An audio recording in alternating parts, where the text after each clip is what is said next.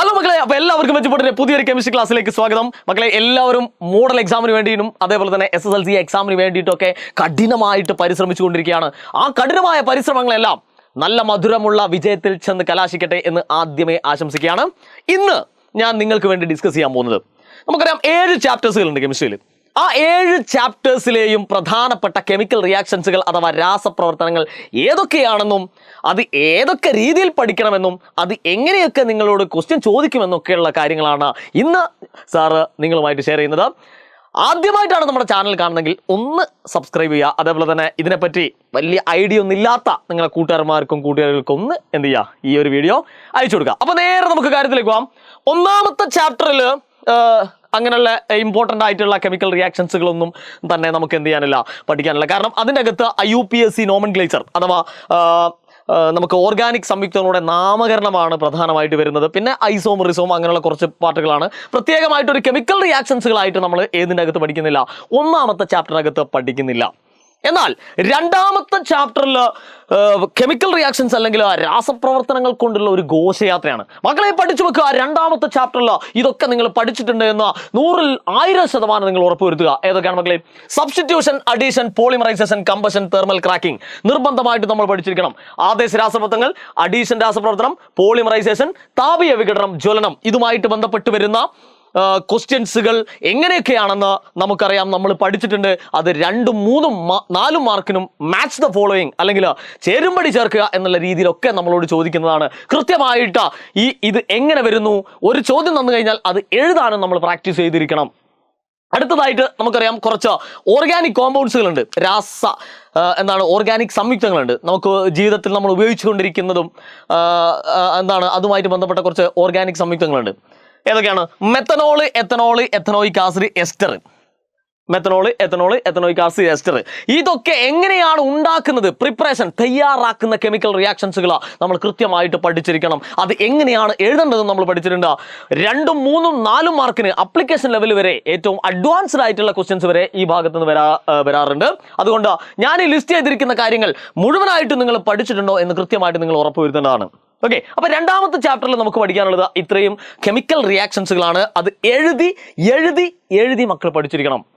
Okay, അങ്ങനെ നമ്മൾ മൂന്നാമത്തെ ചാപ്റ്ററിൽ പ്രത്യേകമായിട്ട് ഒന്നുമില്ല. Periodic table and electronic configuration, periodic ടേബിളും ഇലക്ട്രോൺ വിന്യാസം എന്ന് പറഞ്ഞിരിക്കുന്ന ചാപ്റ്ററിൽ പ്രത്യേകമായിട്ട് നമുക്ക് എന്ത് ചെയ്യാനില്ല, ഒരു കെമിക്കൽ റിയാക്ഷൻസുകളൊന്നും എഴുതാനില്ല. പകരം സബ്ഷൽ ഇലക്ട്രോണിക് കോൺഫിഗറേഷൻ എഴുതാനുണ്ട്. അതേപോലെ തന്നെ പീരീഡ്, ബ്ലോക്ക്, ഗ്രൂപ്പ് ഒക്കെ കണ്ടെത്താണ്ട് എന്താണ് കാര്യങ്ങളൊക്കെ നിങ്ങൾക്കറിയാം. എന്നാൽ നാലാമത്തെ ചാപ്റ്റർ നമുക്കറിയാം. നാലാമത്തെ ചാപ്റ്റർ എന്ന് പറയുന്നത് gas loss and mall concept എന്ന് പറഞ്ഞിരിക്കുന്ന ചാപ്റ്ററിലും പ്രത്യേകമായിട്ട് കെമിക്കൽ റിയാക്ഷൻസുകളൊന്നുമില്ല.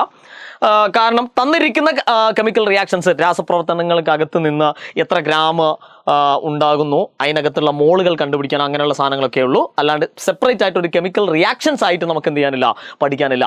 എന്നാൽ 5ാമത്തെ ചാപ്റ്ററിൽ എത്തുമ്പോൾ ഇലക്ട്രോ കെമിസ്ട്രി അഥവാ വൈദ്യുത രസതന്ത്രത്തിൽ നമുക്ക് ഇമ്പോർട്ടൻ്റ് ആയിട്ട് പഠിക്കേണ്ട കുറച്ച് കെമിക്കൽ റിയാക്ഷൻസുകളുണ്ട്.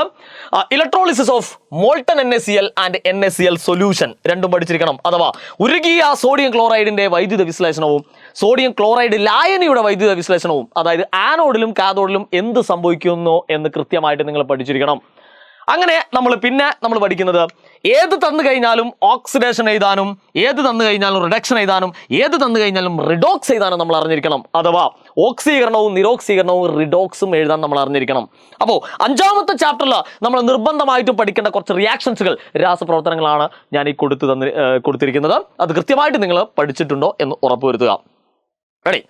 അങ്ങനെ നമ്മൾ 6ാമത്തെ ചാപ്റ്ററിൽ എത്തുമ്പോൾ 6ാമത്തെ ചാപ്റ്ററിൽ നിർബന്ധമായിട്ടും ഒരുപാട് കെമിക്കൽ റിയാക്ഷൻസുകൾ, ഒരുപാട് രാസപ്രവർത്തനങ്ങൾ അതിനകത്ത് വരുന്നുണ്ട്. ഏറ്റവും പ്രധാനമായിട്ട് എക്സ്ട്രാക്ഷൻ ഓഫ് കോപ്പറിന്റെ നിർമ്മാണവും, സിങ്കിന്റെ നിർമ്മാണവും, അലൂമിനിയത്തിന്റെ നിർമ്മാണവും, അതേപോലെ തന്നെ അയണിന്റെ നിർമ്മാണവും, ഇതുമായിട്ട് ബന്ധപ്പെട്ട് ഇഷ്ടംമാതിരി കെമിക്കൽ റിയാക്ഷൻസുകൾ വരുന്നുണ്ട്. അതുകൊണ്ട് തന്നെ ഇതൊക്കെ നിങ്ങൾ കൃത്യമായിട്ട് എഴുതി തന്നെ പ്രാക്ടീസ് ചെയ്യണം. മലയാളത്തിലാണെങ്കിൽ കോപ്പറിന്റെ നിർമ്മാണം, സിങ്കിന്റെ നിർമ്മാണം, അലൂമിനിയത്തിന്റെ നിർമ്മാണം, ഇരുമ്പിന്റെ നിർമ്മാണം നിർബന്ധമായിട്ടും നമ്മൾ പഠിച്ചിരിക്കേണ്ട ഏറ്റവും പ്രധാനപ്പെട്ട ഒരു ചാപ്റ്ററുമാണ്. അതേപോലെ തന്നെ നിർബന്ധമായിട്ടും ഏറ്റവും കൂടുതൽ കെമിക്കൽ റിയാക്ഷൻസിൽ വരാൻ സാധ്യതയുള്ള ഒരു ചാപ്റ്റർ കൂടിയാണിത്. മെറ്റൽസ് അഥവാ ലോഹങ്ങൾ. നമുക്കറിയാം 6ാമത്തെ ചാപ്റ്റർ. ഓക്കെ, അപ്പൊ 7ാമത്തെ ചാപ്റ്ററിലേക്ക് വരുമ്പോൾ നമുക്കറിയാം ഏതൊക്കെ കെമിക്കൽ റിയാക്ഷൻസുകളാണ്. അമോണിയ നിർമ്മാണവുമായിട്ട് ബന്ധപ്പെട്ട് അമോണിയ നിർമ്മാണമായിട്ട് ബന്ധപ്പെട്ട് നമുക്കറിയാം അമോണിയം ക്ലോറൈഡും കാൽസ്യം ഹൈഡ്രോക്സൈഡും കൂടി ചേർത്തിട്ട് അമോണിയ ഉണ്ടാക്കുന്ന ഒരു കെമിക്കൽ റിയാക്ഷൻസ് പഠിച്ചു വെച്ചണം. കോണ്ടാക്ട് പ്രോസസ് അഥവാ സമ്പർക്ക പ്രക്രിയ, നമ്മൾ അതിൻ്റെ അകത്ത് സൾഫ്യൂരിക് ആസിഡ് നിർമ്മിക്കുന്ന ആ ഒരു ഘട്ടങ്ങൾ വളരെ കൃത്യമായിട്ട് നമ്മൾ പഠിച്ചിട്ടുണ്ട്. സൾഫർ ഡൈ ഓക്സൈഡ് ഉണ്ടാവുന്നു, സൾഫർ ട്രയോക്സൈഡ് ഉണ്ടാവുന്നു, ഒലിയം ഉണ്ടാകുന്നു, അതേപോലെ തന്നെ സൾഫ്യൂരിക് ആസിഡ് ഉണ്ടാവുന്നു. ആ ഒരു കൃത്യമായിട്ട് ആ ഒരു സമ്പർക്ക പ്രക്രിയ നമ്മൾ എഴുതി തന്നെ പ്രാക്ടീസ് ചെയ്യണം. കഴിഞ്ഞിട്ടില്ല chemical properties of sulphuric acid.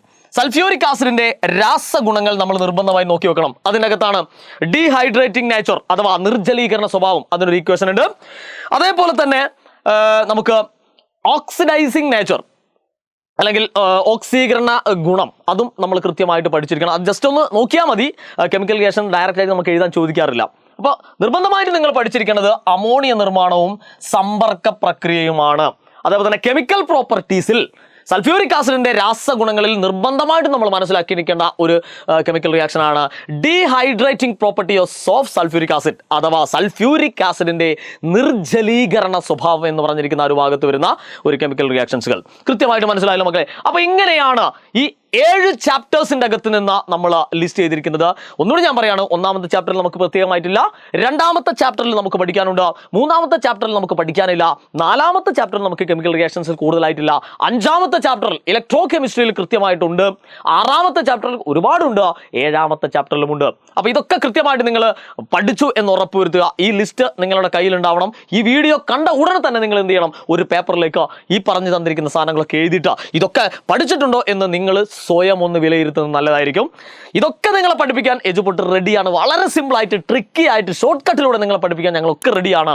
അപ്പോൾ ഇനി അങ്ങോട്ടുള്ള ലൈവുകളൊക്കെ കൃത്യമായിട്ട് നിങ്ങൾ എന്ത് ചെയ്യുക, നിരീക്ഷിക്കുക. വീണ്ടും കാണാം മക്കളെ.